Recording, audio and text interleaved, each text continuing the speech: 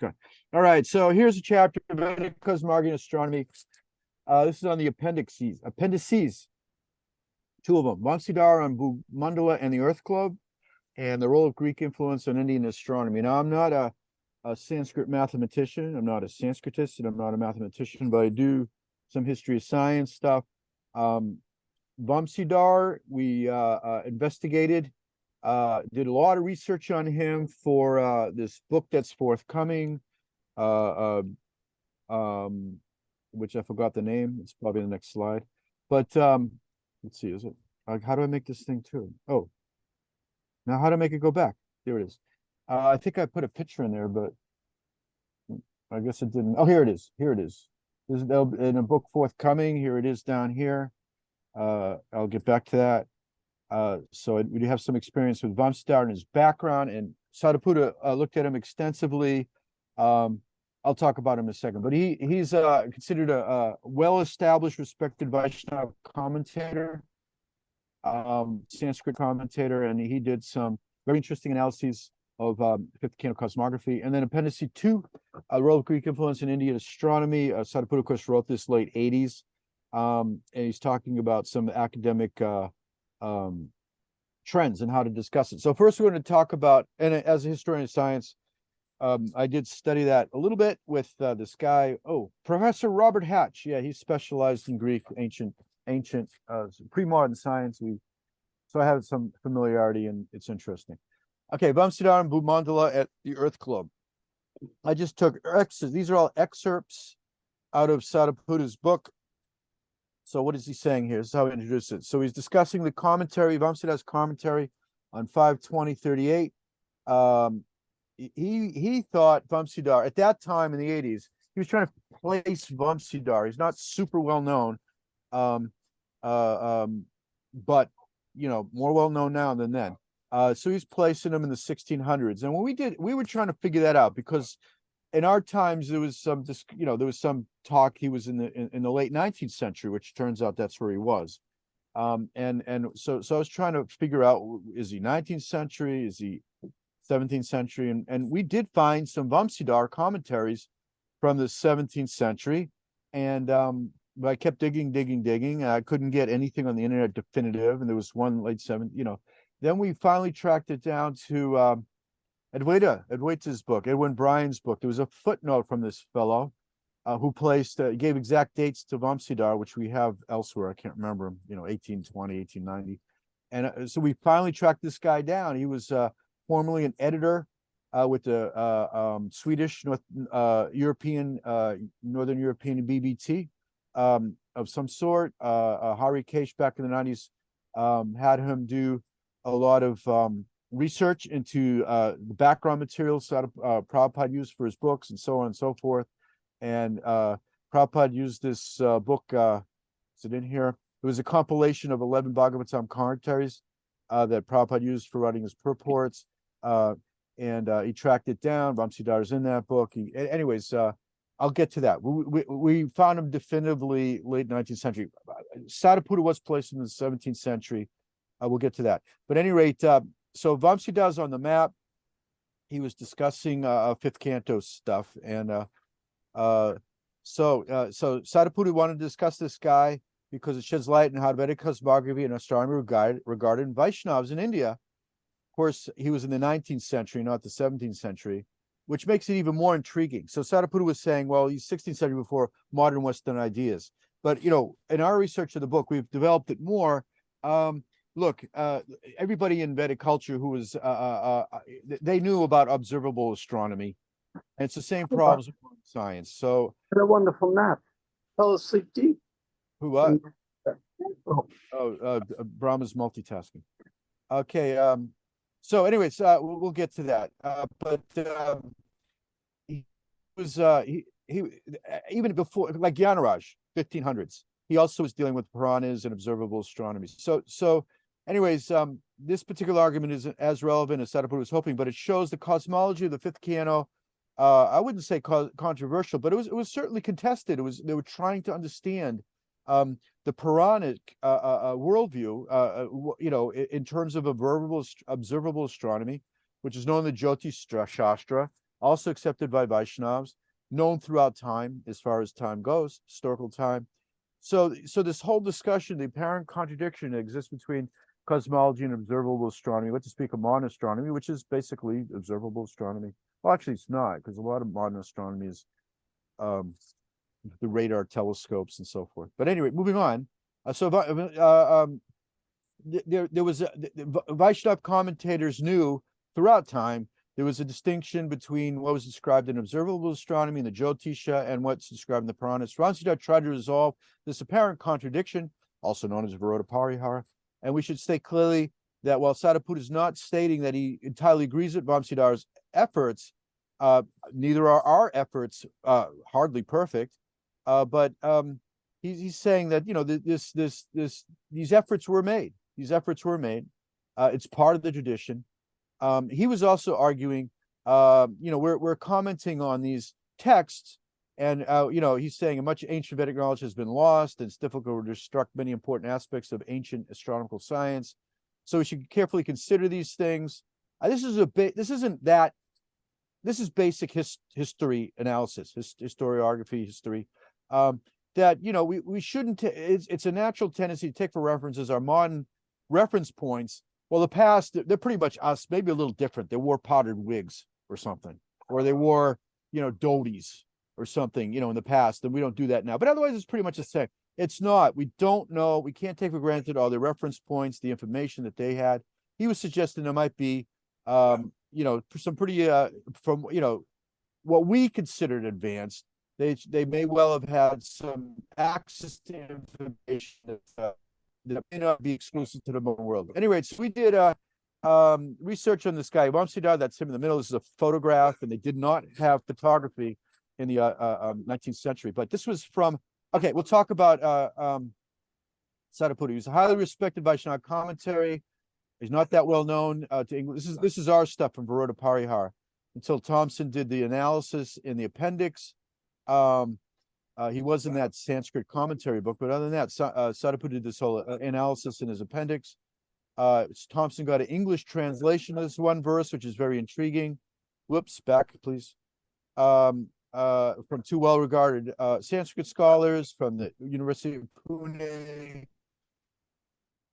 Ideological Research Institute. We tracked down the historiography. He did live approximately 1820, 1890. That would place him as a contemporary Bhaktivinoda Thakur and a young Bhaktisiddhanta Saraswati. He was the last of the great Sanskrit commentators, exclusively writing in Sanskrit. He was commentating on Shrita Swami's, the greatest of Sanskrit commentators, and his commentary is well established. Here you can buy it in Sanskrit at Exotic India. It's entirely in Sanskrit. It's either Sanskrit or Spanish, because I can't tell the difference. I can assure you it's not English, but it's entirely in Sanskrit. Good to get it translated, particularly the fifth canto stuff. We put in a BBT grant for that. Okay, who's this Vamsidhar? Prabhupada mentions Vamsidhar. This is a letter to Sumati Morarji. Sridhar, you know, he's talking about Sumati Morarji was a little, anyway, I don't want to get into the backstory, but Prabhupada's writing to Sumati Morarji, talking about Sridhar Swami's accepted as the original commentator. This guy, Krishna Shankar Shastri, he did an edition of, he did a compilation of all these commentaries, 11 commentaries, I think it was. 10 commentaries. Prabhupada used that as reference for a lot of his purports and commentaries. But I will tell you this, we found out from this analysis of Prabhupada's references that we talked about, Harikesh solicited this. By the time he got to the fourth and fifth canto, definitely, Prabhupada was near exclusively using Bhaktisiddhanta Saraswati Thakur's reference commentaries in Bengali.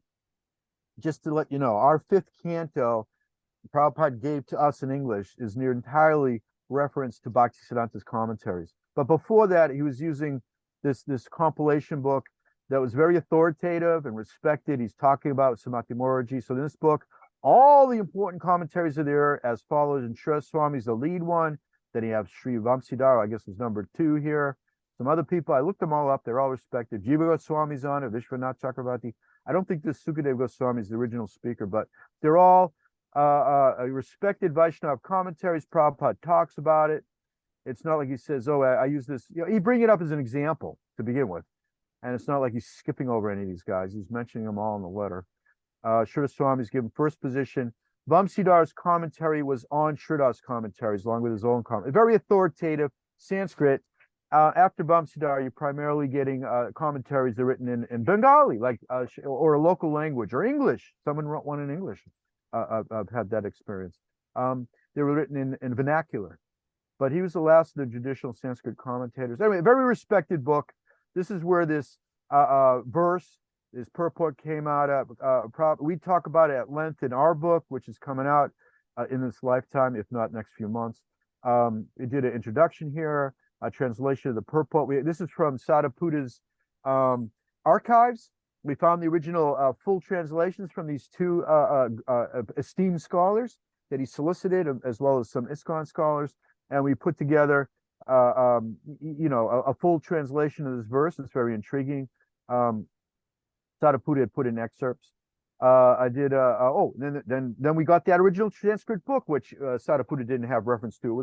It was published in that Sanskrit book was originally published late 1800s, and then was edition in the early 1900s. And that's gone, right? I mean, well, it's around, but you got to find some dusty archives in India. But somebody had published it, in a modern publication in the early 1990s, and then it was republished in about 2010. That's what we got, is the modern reproduction of the original. That wasn't available to Sthita in the 1980s. At the end of that book, Vamsidar had given a little biography of himself and in Sanskrit, and we had Krishna Sarup translate that. So that's really how we authoritatively placing Vamsidar late 19th century from his autobiographical material published in Sanskrit in this book that was not available. The full book wasn't available to Sthita. He had the compilation commentaries with 11 acharyas, didn't have all that information. Anyway, so now we've got that. That's interesting, intriguing, blah, blah, blah. I did a historiographical analysis of all this. So save up your money for this book. It's coming out soon. What else we got here? Description of, here's a couple of verses translated from Vamsidar's autobiographical material. He's definitely a Gaudiya Vaishnava.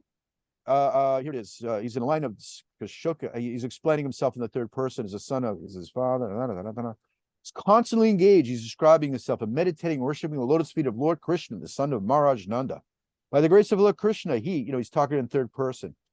I have compiled this ocean of literature which further illuminates the Bhagavad Deepika. This is the commentary by Sridhar Swami, the central commentator in our tradition.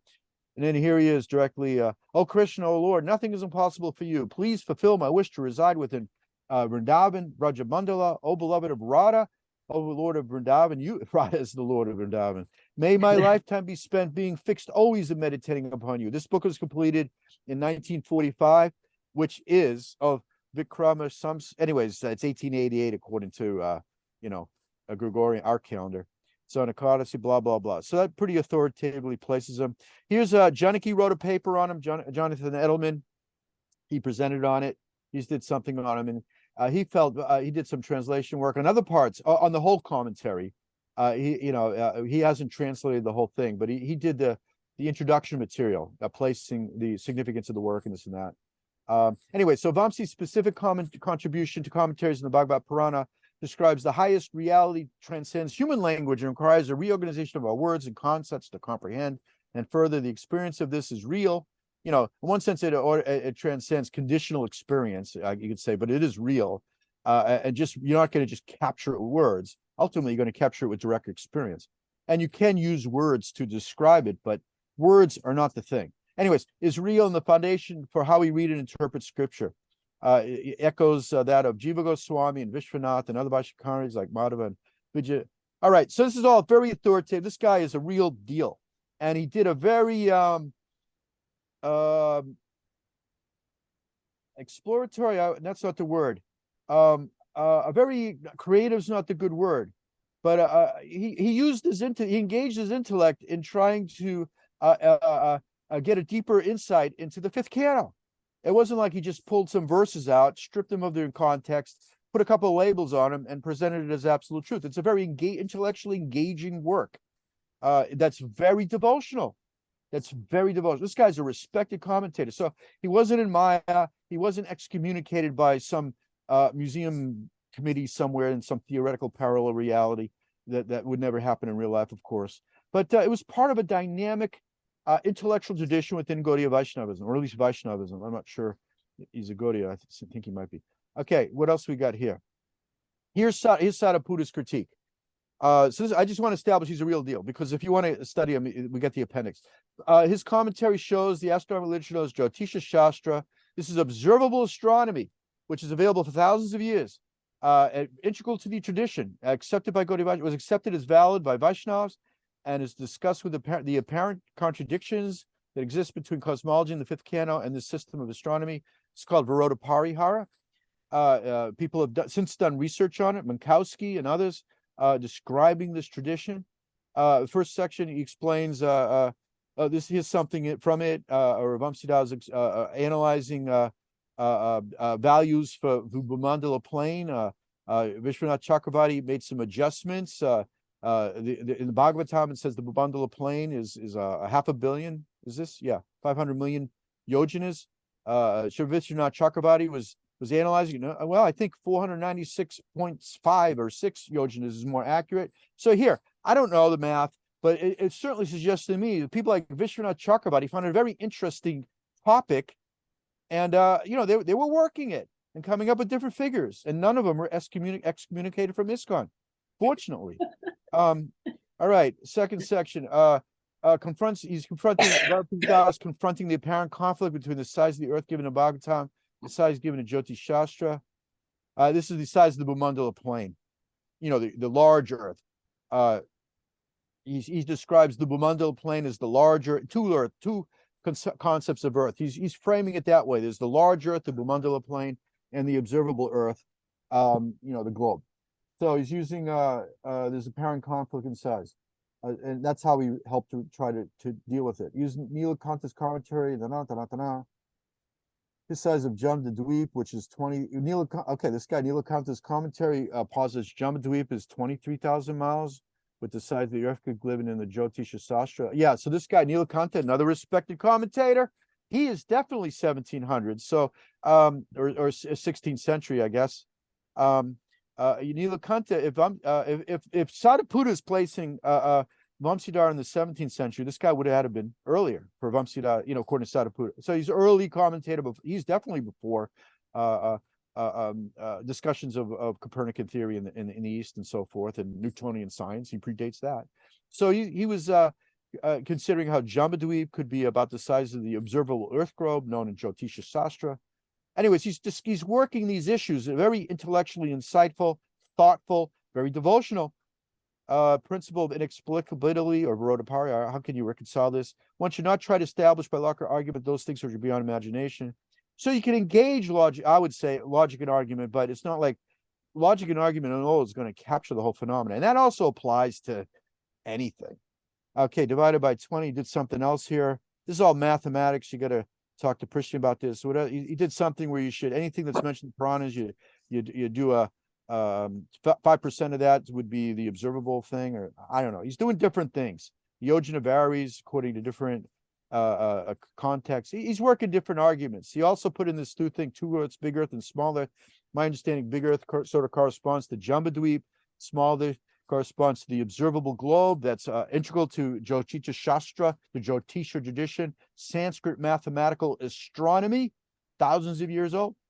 So he says, well, our observable earth is the smaller one. What's the bigger one? He's thinking this above the orbit of the asterisms of the stars. I don't know the details of the argument. I just like that he's working it. He's trying different things, trying to find fits. Vamsiddhara argues Sukadeva Goswami followed the Puranic tradition describing the big earth and giving only brief hints of the small earth of 5,000 yojanas, which would be the observable earth. The takeaway point for me here is they're working it. They're exploring it. And there is this tradition of Viroda Parihara of trying to reconcile and work the difference, the distinctions between observable astronomy and Puranic cosmology. We have since found, Sadapuda didn't have access to this guy, Jnanaraj, from the time of Lord Chaitanya. He was recognized as a great, esteemed Sanskrit mathematical astronomer, just in the same league as Bhaskaracharya and all the greats, Aryabhata, Brahmagupta. And he's a profound Vaishnava. Him and his whole family did Vaishnava commentaries, and they were really working it too. So this is the well-established tradition of what Vamsidar is doing within Sanskrit commentary. This is all traditional stuff. This isn't, some academic analysis. Let me tell you. Okay, Vamsidar, what does he have here? It appears that Vyasa. Oh, there's another argument used. He's using a lot of different arguments. He's exploring how to bring this to an audience and how to approach it from our present circumstance. It appears Vyasadeva himself speaks contrary to astronomy, as it were, in order to curb the tendency on the part of Asuras towards studying the Shastras. Brahmatirtha, our Brahmatirtha kind of brought up a similar point, I thought, when we were talking to Vrindavan Priya's people. I want, it's like you're reading the cantos in order, and then you get to the fifth canto, it kind of like trips, you're chugging through there with all your logic and reason. I got this figured out, I know where I'm at, and then they throw the fifth canto in there, and it's like beyond ordinary logic and reason, and you sort of have to or at least direct experience, and you got to recalibrate. You got to get yourself in a different space. So there could be a lot of things going on here. I called it the speed bump. Speed bump. Yeah. So we might get one or two kind of interesting ideas of what's going on here, and be very not that I ever do this, and become very self-infatuated, like we got to figure it out. But I don't think this in history, they really train you. You're going back in time, or even other cultures now in postmodernity. You can't assume this is like what I'm doing, only a little different, and obviously what I'm doing is better. But if they were only more like us, they'd be better. You can't assume that, and that is more well established, even in academia now, than it was in the mid 20th century, which is the when all our first generation grew up, pioneers. Anyway, but complexity abounds; these things still go on. Here's how to put it. In this book, we have argued that the contradiction between Puranic cosmology and a Jyotisha Shastra, you can say observable astronomy, can be resolved, and they are both integral parts of the original Vedic tradition. These are also basic points of what Vamsidar is working. He concludes, this is Vamsidar, is a quote from Vamsidar, there is undoubtedly, indisputably, that by meaningful justification as to truth, the sacred Bhagavatam being the statements of the supreme authority is a means of proof, unrefuted, being in conformity with the conclusions of all scientists. So this is Vamsidar, and Sariputta was placed in the 17th century. He, as it turns out, he's in the 19th century, but we've found similar people doing this. Gyanaraj, also great Vaishnavas. His whole family did commentaries and Jyotisha of Sanskrit mathematics in the 16th century, contemporaries of Lord Chaitanya. So this is an established tradition within the Vedic context. So it follows in Vamsidar's days today, an argument shows, Bhagavatam is real. Sariputta would like to suggest that there was more material knowledge in ancient Vedic civilization, and any civilization perhaps. This is what Hancock also argues in his way. Very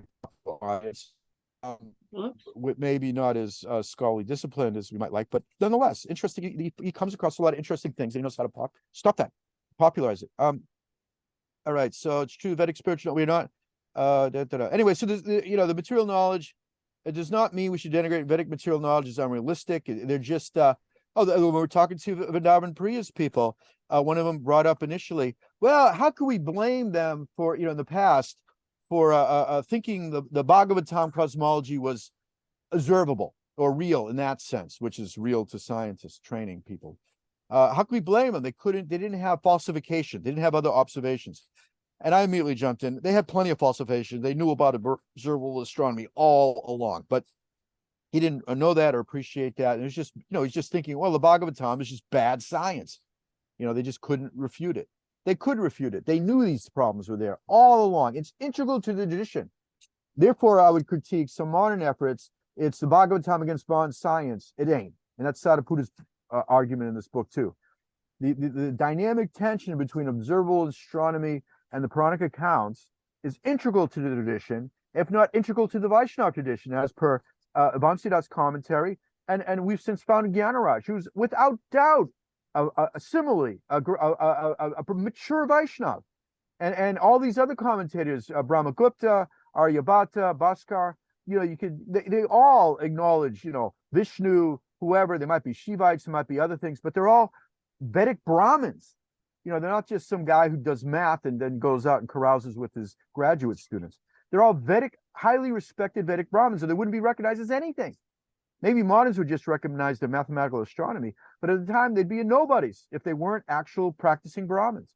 And so they were well aware of the Puranas as well, even if maybe there were other, anyway, la-di-da-da. So that's the point there. Sthita is using Vamsiddha's commentary, and we can expand on that this stuff is known to Vaishnava commentators, and there's many ways to approach it that is faithful to the tradition. So I think that's a good takeaway from Vamsiddha's section. And I'm going to keep yakking because I'm sure I'm way over time already.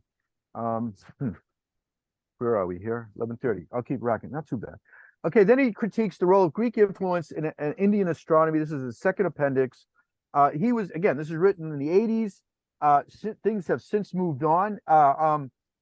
More in agreement with Sthita. So this is not a problem. I mean, he's not arguing now. He's arguing according to a conversation that was prominent at the time he wrote this, and the fact that now the conversation has moved in a direction that Sthita was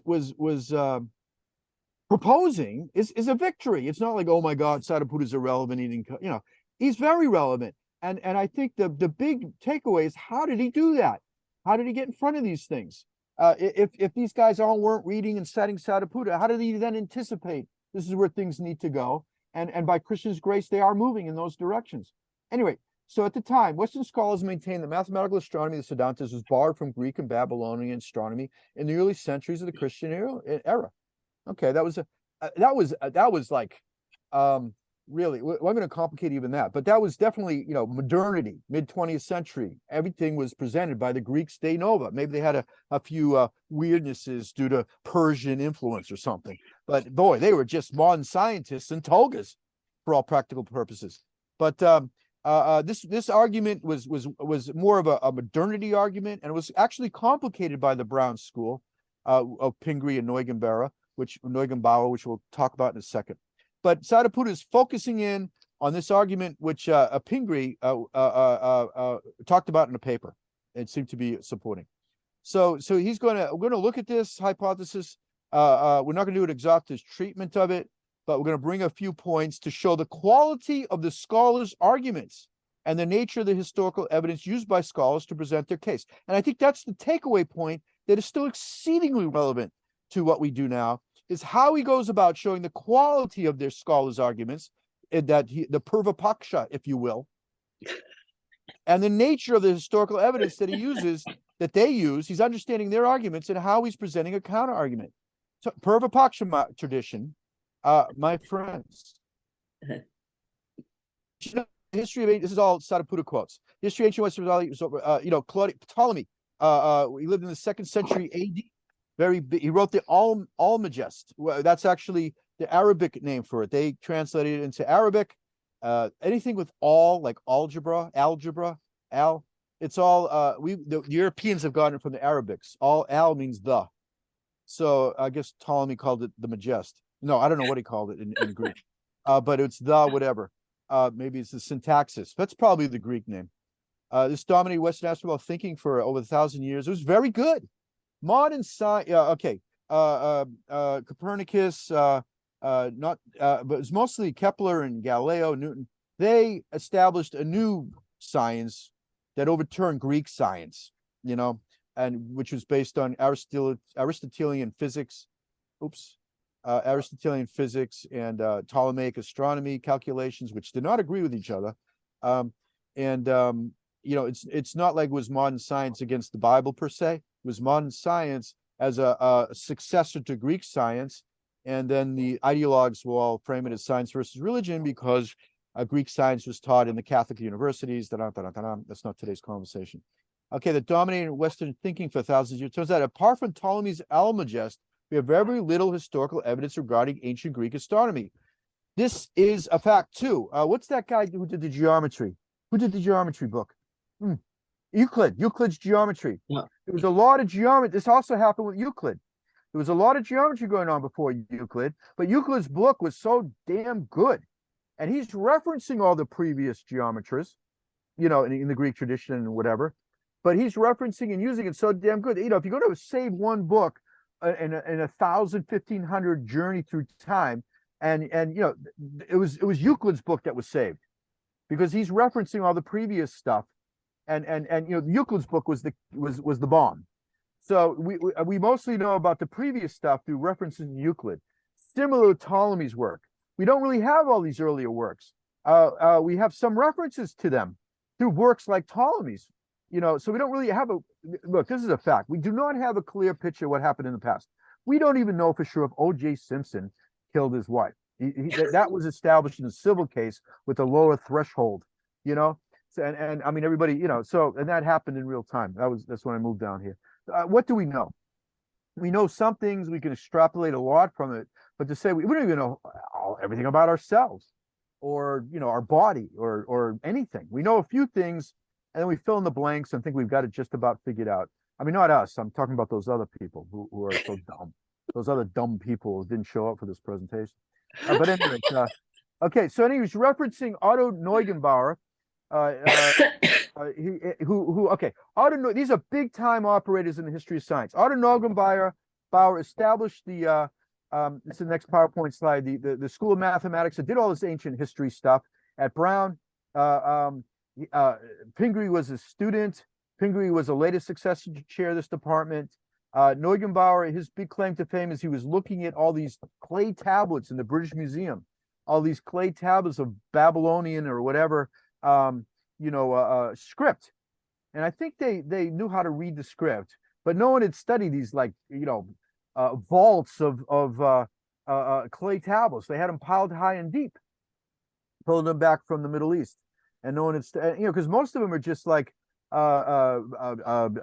marketplace stuff or love letter, no, maybe not love letter, but whatever. Just one day, he really went in and studied. He found, excuse me, there might have been some evidence of this, but he really dug in and found this whole comprehensive tradition of Babylonian mathematics, astronomy, you know, in textbooks and this.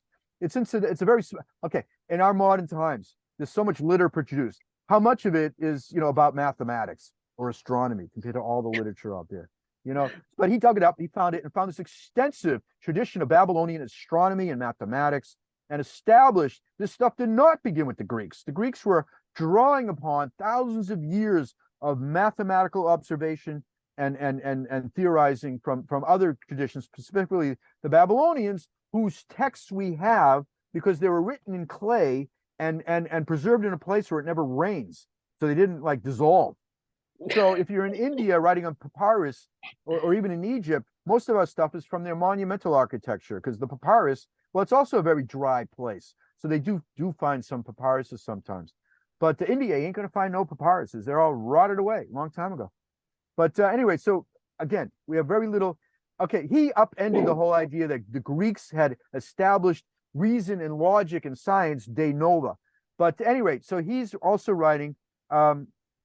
Okay, what did Sthita-dhi-muni say? He wrote a 3-volume work in ancient astronomy. We did study some of this concerning Greek astronomy before Ptolemy. Neugebauer, big authority.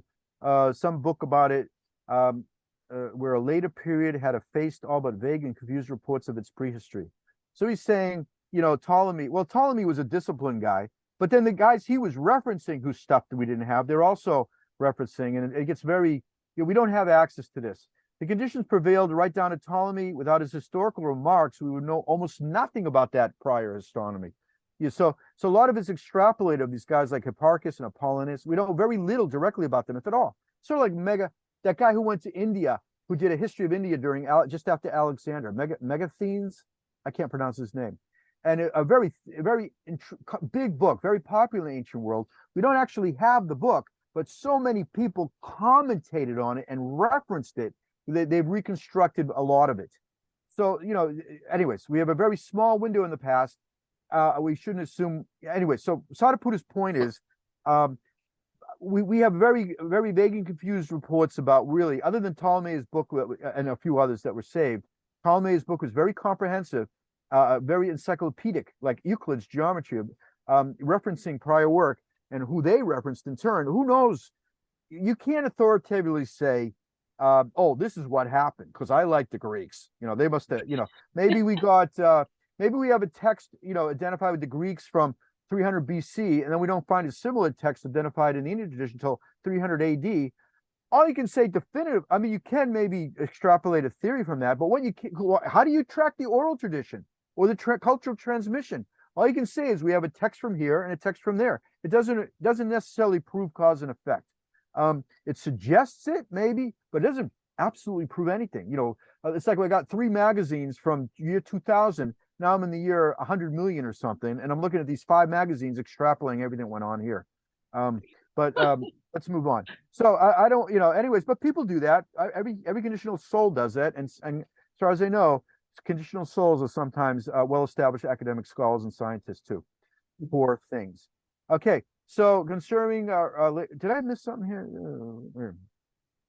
Oh, I missed one. So then he's Sthita-dhi-muni is talking about we can establish there's a pre-Ptolemaic period, there's a time of Ptolemy, which we have his book, and then there's a post-Ptolemaic period. I guess the during the post-Ptolemaic period, after 300 AD, this is Neugebauer saying how that during the Roman Empire, later Roman Empire, they thought of themselves as Roman. We don't have that much there either. We don't have much absence of published texts that were saved. So any attempt to do an analysis of the pre-Ptolemaic period and the post-Ptolemaic period of ancient, or medieval science is very extrapolative. I won't say speculative, extrapolative, and very hypothetical.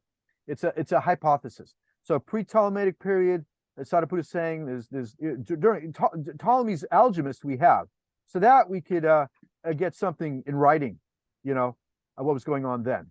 Pre-Ptolemaic, we have his references and not much else. Post-Ptolemaic, again, a few references. This is what he's saying here.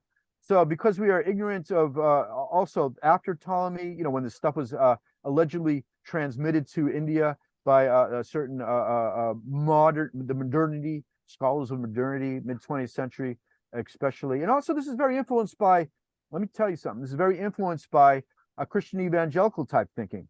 Everything must have established originally in the Middle East, and if not there, then the Greeks, which has been so, the ancient classics, which have been absorbed within the Christian tradition.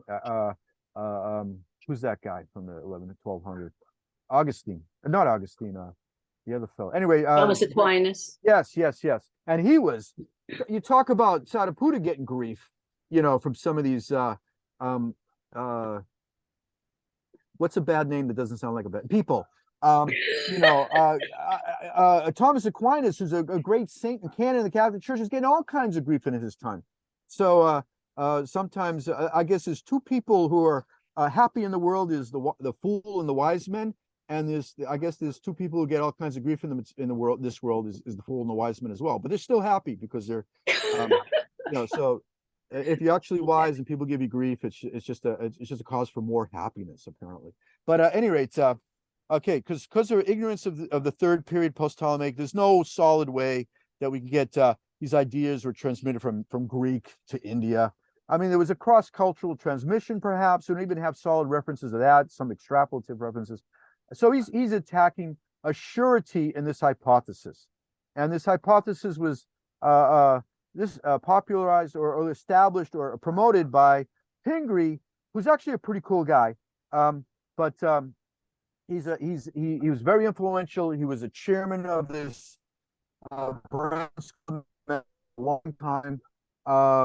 And this is his paper. He publishes in 76. It was drawn from his PhD dissertation written in 1960s. This is mid-20th century stuff. And he's a student of Neugebauer. And when we're arguing here that Pingree is a bit uptight about this, well, he's arguing against people who are even more uptight. That was, they were responding to, their predecessors and so forth. So I'm going to give him a little bit of rope and sympathy here. But nonetheless, he did do a paper on it. It was influential in his lifetime. Recovery of early Greek astronomy in India, from India. He's finding evidence of Greek astronomy in India is his paper here. Sthita-dhi-muni, and this is very influential, or used as an authoritative paper. Was published in 76, just as it became when he was at Brown now. So Sthita-dhi-muni is going to complicate it, and I'm going to also complicate it here. Here's a little biography of Pingree from Wikipedia. So he studied at Harvard. He earned his doctorate in 1960 with a dissertation. And here is how it's framed in Wikipedia. And I will tell you something, because I got experience when we're putting Sthita-dhi-muni's essay on there. If anything can be criticized in Wikipedia, someone's going to jump all over it. So, but this is on Wikipedia. I guarantee you, people who are working Pingree's Wikipedia essay are all his students. I guarantee you that, because academics are all over Wikipedia now, and also jerks as well who are attacking Sthita-dhi-muni. They weren't academics per se.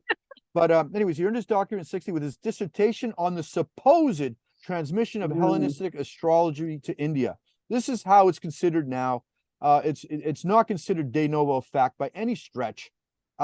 His students don't, I mean, they may be inclined to that because we have a lot of empirical evidence that would support that, but they know, they know some of this complications. Now, we're in postmodernity, my friends, and this could be used in our favor. His dissertation is supervised by, Neugebauer. He's a well-established. He joined the History of Mathematics department of Brown in 71. He eventually held the chair. This other guy, Toomer, held the chair in between them, I think, until his death in 2005. He's he was a successor of Neugebauer, which Neugebauer established. And this Brown's History of Mathematics in the mathematics department has immensely complicated the story, and it's popularized India's position within that story. Pingree helped establish the importance of these Indian Sanskrit mathematics and astronomers. And of course, the caveat was, well, they must have gotten them from the Greeks, but they were damn good too, and they did more work too. That was important. He established that, and since his students, well, how do we know for sure where this stuff came from? So these guys were valuable, and with some caveats. And Sthita-dhi-muni is going to focus on this caveat that we identify with this work by Pingree. And I mean, if Pingree didn't do this work, nobody would be talking about it. He's so big, and scholars will accept it. So here's a picture of the Brown School of Mathematics. And I tell you, their headquarters have nothing on us. I think our world headquarters at least compares to theirs, if not kicks its ass. So I think that puts us in the ball game here to discuss things. Okay, preliminary critique of Pingree's. So they're focusing. So Pingree had some arguments on Aryabhata. His was the first major, full, comprehensive treatise of Sanskrit mathematical astronomy that we still have intact. But of course, he's drawing upon an earlier tradition. He's not just creating this stuff out of nothing. Maybe the Greeks, who knows? But who knows where he got it from? He's, of course, referencing sources within the tradition. And they did know about the Greeks, and they did talk about it, and they weren't uptight about the Greeks. You can read about it in our book that's forthcoming one happy day soon.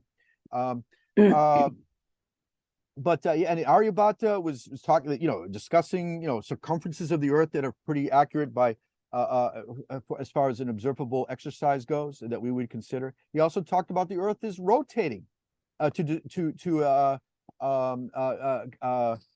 account for the motion of the stars. And again, anyway, here's the deal. So the Earth as geocentric and geostatic was this. He was speculating, if you will, according to the evidence available at the time, as was others like Copernicus and even Kepler, etc. Based on Galileo too. The best evidence was of a stationary Earth up until he started to get to Newton. He actually had the mathematical theorizing to support it. The weight of empirical evidence supported a geostatic Earth. And first-rate scholars all knew this. Anyways, Aryabhata nonetheless was speculating, maybe saying the Earth was moving, rotating, would explain the motion of the universe better. So this was discussed. It wasn't accepted as a dominant analysis at that time, and neither was it in the West. Up until you didn't get it. It was a big argument, big discussion in Western science for over 100 years, from Copernicus until Newton sealed the deal. And this is not today's topic, but first-rate thinkers parsed the issues. They weren't just dumb, unlike us. They understood the issues that were involved, and the best science didn't weigh in on an Earth in motion. That's not today's until the Newtonian synthesis. Blah blah blah. Anyway, so Aryabhata is thinking all kinds of things. My point is, Aryabhata is not writing in a vacuum. He's writing for an audience which is also discussing these things. Otherwise, why would they read it and save his text? So they were well aware of his arguments. So even of the Earth rotating, they knew about these arguments.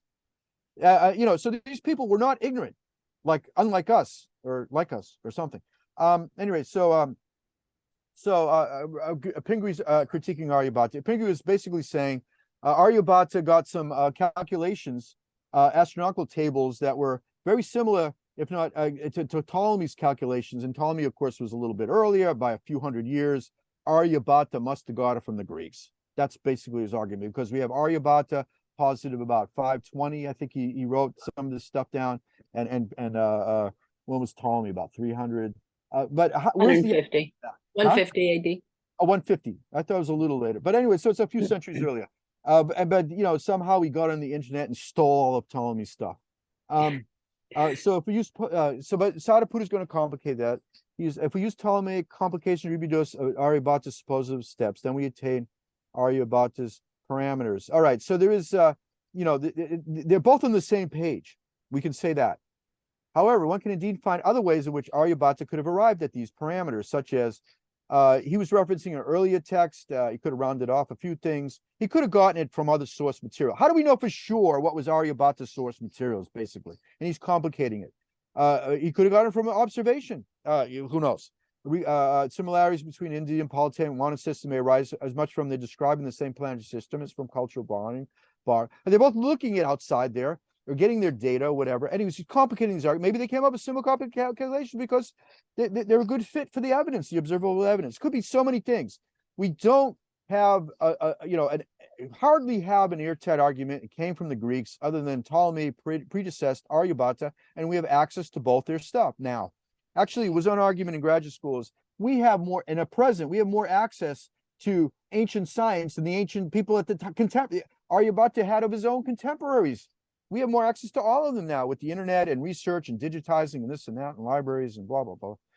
Anyway, so here's Sthita-dhi-muni is working so it's not enough for Sthita-dhi-muni just to put out an interesting, cool argument and then feel smug about it, how he's the smartest guy in the room. He's working the actual mathematics, the Sanskrit mathematics in English math, in English numbers. And he's doing this. I don't know what this table means other than what's here on the title.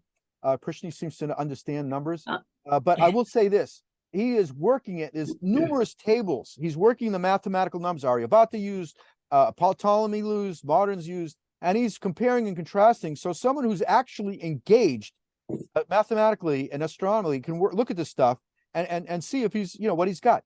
I will say this. There ain't one person on the current composition of the governing board or a directorship or even on the staff, as far as I know, of this theoretical museum in an alternate universe that might be in India, in Bengal somewhere, who knows anything about mathematics. And this is integral to the whole tradition they claim to be representing. I mean, maybe they have some little bit, but Brishni, who's a BA, which is all you really need, because that's basically what they had, is BA level. They don't have nobody. And they're claiming they understand Sthita-dhi-muni and his research. But I will drop that for a moment. Then Sthita-dhi-muni critiques the theory of observation. His arguments there, he's ignoring. Hypothesis yields better results than the hypothesis of copying from Greek tables. Complicating it with supporting evidence. There's no actual evidence showing Greek astronomical tables were so he's saying this hypothesization is actually better than the Greek tables, whatever. No actual evidence shows that Greek astronomical tables were actually transmitted to India until AD 500.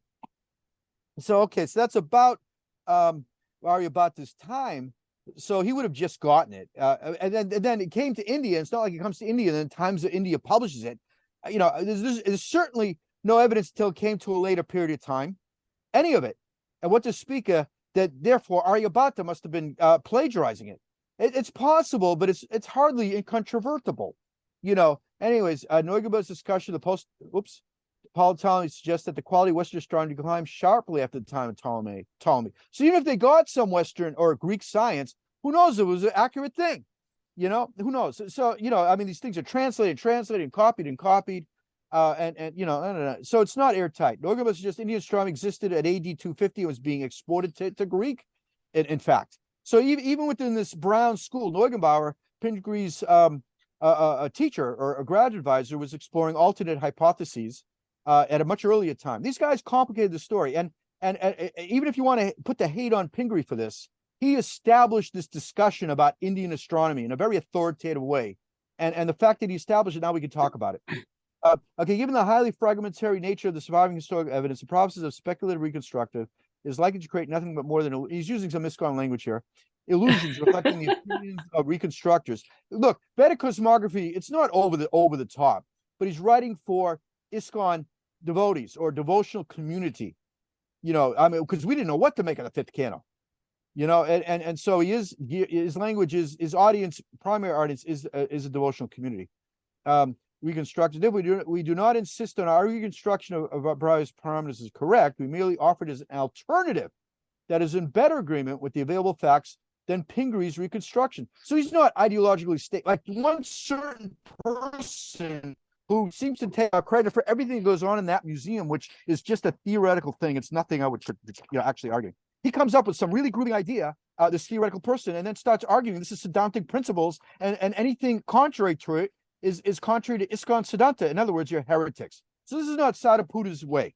He's saying, I've come up with this kind of very intriguing theory that holds some water. We're not saying it's correct. We're merely offering it as a credible hypothesis that could be an alternative to this other hypothesis that's not as favorable to whatever we're arguing.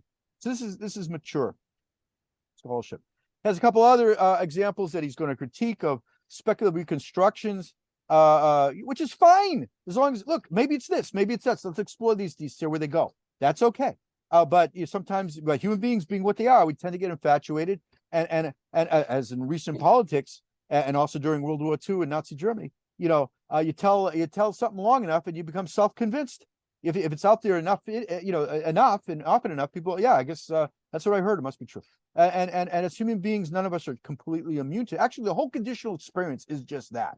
We become conditional and familiar with a certain sets of parameters, and we think, well, this is reality, and some of this weird stuff is just like this, only a little different outside the well. Is it twice as big? Is it 3 times as big? Our reference points are within our little well of conditional comfort zone. So academics do this too. They're also human beings, but not as good as us, but they're trying, and we're here to help them. Which Western historians, okay, so this is a prominent thing, certainly during modernity, the great classics of the Western tradition, that kind of age. Historian science, it was primarily derived from the Greeks or the Babylonians by the Greeks and so forth. And if the Indians got anything, it was maybe some cultural transmission after the fact, because we only start to really see extensive texts with Aryabhata, but there are references to earlier times. Anyways, so it's a hypothesis. So he critiques a couple of other papers by this guy Toomer, who was also, I think it was the chair between Neugebauer and Pingree at this very influential history of mathematics school at the Brown Mathematics Department of Mathematics. Something about early history of Greek trigonometry. And there's another thing by this guy, Vander, about geometry and algebra and ancient civilization. So this is from the 70s and 80s. These guys wrote a lot of good stuff too. And they're arguing against people that are even more anal by our perspective. So, anyway, so Sthita-Putta is complicating this sort of a dominant consensus at that time, a very prominent consensus, complicating it. Conclusion.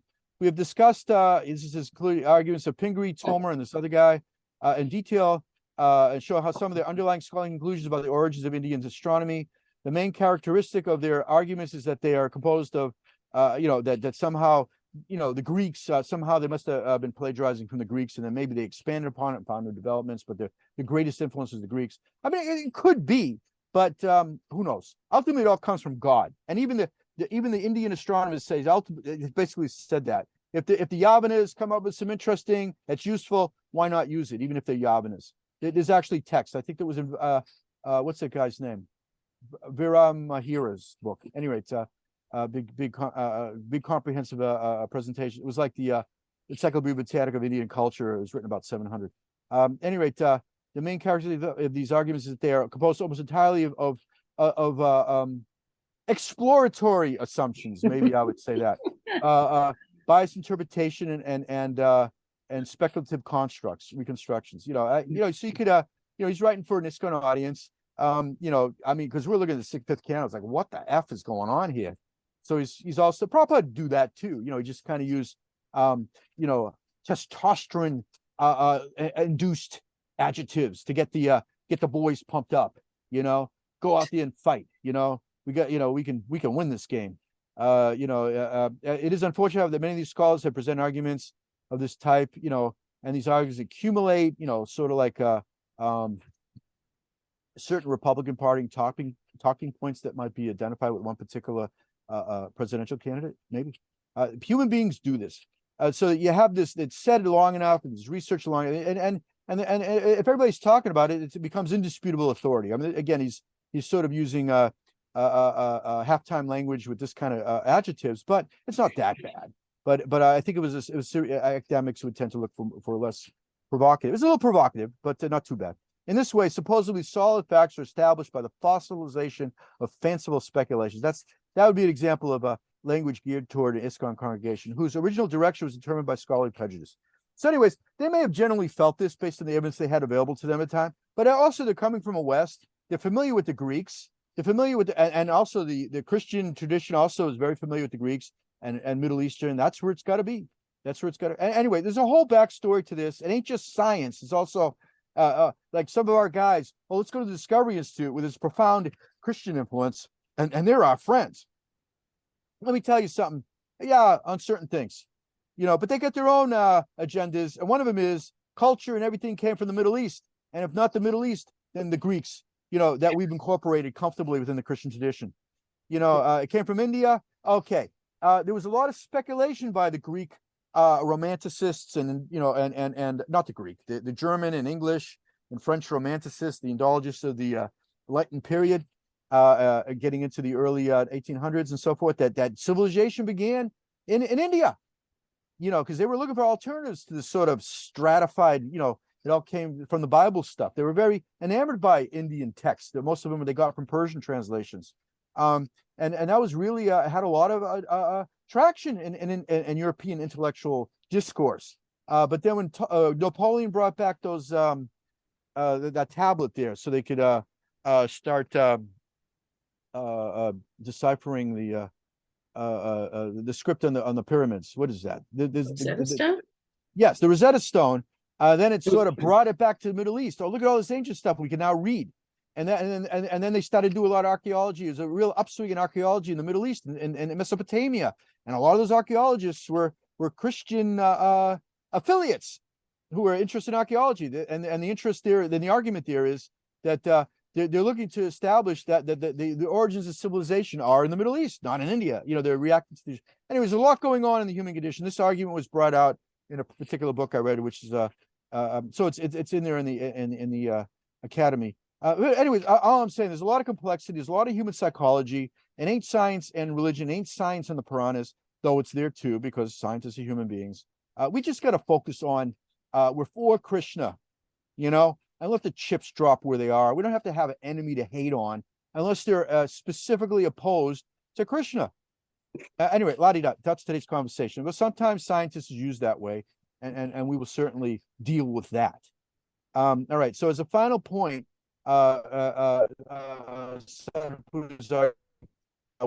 science seemed to be that there's no way in heck that India could have this is also a modernity kind of thing for sure, and the argument has moved since, but he's arguing then could have exhibited the mathematical or scientific inventiveness that to solve Indian mathematical astronomy must have been due to Western creativity. Again, these guys, this first generation, they're coming out of an educational system which was pretty much convinced about this stuff as like it's biblical verse.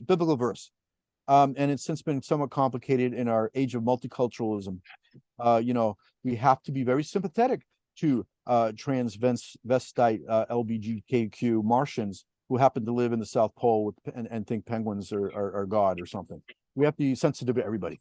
So what to speak of India? These great mathematicians and astronomers of the Indian corpus who are recognized in the world global history of math and science. Anyways, that's more appreciated now is what I'm saying, in spite of what people may think about gender confused penguins. in Antarctica. Okay, however, the available historical evidence seems to contradict this. So he's saying, even though a dominant consensus with a lot of evidence might suggest this hypothesis, there's plenty more evidence out there that seems to complicate it. And so he brings up this example of this 14th century. This guy was born in 1340, Indian mathematician named Madhava, who gave this following approximation of pi, which I guess is pretty accurate and wasn't available, or at least is as good or better. I don't know much. I'm not, I just put this in this morning. It's a damn good one that they shouldn't have had, and perhaps it wasn't available in the West at the time, as far as we know. So Madhava showed great creativity in this mathematical work, where he's doing credit with inventing the power series expansion of the arctangent function. Yeah, I use that all the time. It's very practical stuff. And this sort of thing was not, we don't know it being used or spoken about until in Europe until this guy in 1671. So let's round up Madhava to, let's say, 1400 or at least 1370. Whoop. Okay, maybe he was writing this then, just to make it easy. So I'll have to use my fingers. 1370, 1470, 1570. So about 300 years later, we don't see the same level of mathematical finesse in the Western tradition. And the West had access to the Greek legacy far more than anything was going on in India in 1370. At best, what did they have? A few texts maybe that was passed on, who knows how, and he's coming up with stuff that wasn't come up with. So this is evidence. It wasn't look, the modern guys like this guy Malhotra, this is their thing. That there's an inherent bias latent into the Western academia. This is postmodern stuff, and anyways, and he has his own complications. The discussion has gone. There's a whole genre now that attacks this sort of thing. Whereas Sariputta, in a far more scholarly way, perhaps, or not, Malhotra's not that bad, but he definitely puts a spin on it. You think Sariputta's using a little bit of in-house language here. Relations. These guys. Even though Malhotra does have a lot of academic discipline and stuff, he is far better than the Discovery Institute. Let me tell you that, a million times better. But he is working it and engaging. And he's not anyway. But it's not today's conversation. But anyway, this stuff was going on in India. There's evidence to complicate it. The work has not yet been done. The global culture of academia is certainly very Western influenced because they, established the facilities for a global culture to begin with, by Krishna's grace. And of course, their university system was, more fleshed out more by comparison to other traditions and so forth. But the dominance of Western bias like this, perhaps, is definitely well established in academic discourse now. Believe you me. And some of them are ideologues a little bit more, but mainstream scholars also do this. Certainly in the history of science, I will tell you that. Definitely so. When Pingree published that paper based on his dissertation from 1960, you got to publish what says your dissertation, even if it ain't right, But I'm sure he thought it was right. But it wasn't as well established in 76. The sort of complexity of this Kuhnian analysis of relativity. It wasn't Kuhn's argument, but it was taken, how science, how so-called objectivity that we experience as conditional souls is relativized by context of our conditioning and so forth. Anyway, you could make these sort of arguments in straight up academic language very readily in a modern contemporary academic discourse. At least for us, Sariputta was way out ahead on this and is giving us a model, an example of how it can be done. And there you have it. Vedic Cosmography is a profound work of importance. It was true. It was written for a ISKCON congregation, but it was with substance. So he's using a few adjectives here and there and some language and phraseology that the local crowd would get pumped up about. But the substance is all there and readily, and any serious academic will deal with it. Anyways, how many people read about Purana cosmology except for the devotees in ISKCON? Really, you take it seriously. A few, I'm sure, unless you're in some Indian, group. Anyway, so profound work, instrumental, extremely useful for our purposes here to preserve and expand upon Prabhupada's legacy of outreach on behalf of the Gaudiya Vaishnava Acharyas. And with that, I'm done.